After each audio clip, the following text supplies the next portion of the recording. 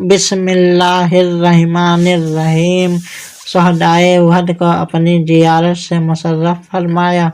बुखारी और मुस्लिम में हज़रत उक़बा बिन आमिर रज़ियल्लाहु ताला अन्हु से रिवायत है कि सरकार अक़दस सल्लल्लाहु ताला अलैहि वसल्लम ने शहदाए उहद पर 8 बरस के बाद नमाज जनाजा पढ़ी।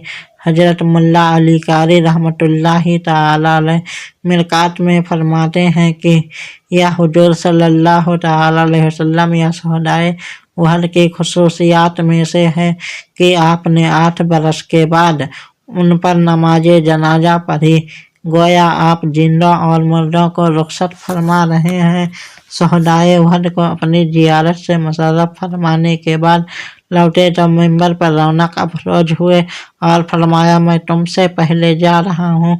मैं तुम लोगों को दावत इस्लाम के कबूल करने और इताअत व फरमाबरदारी के बजा लाने पर गवाह हूँ और तुमसे हमारी मुलाकात का मकाम हौज कौसर है और मैं इस जगह से हौज कौसर को देख रहा हूँ।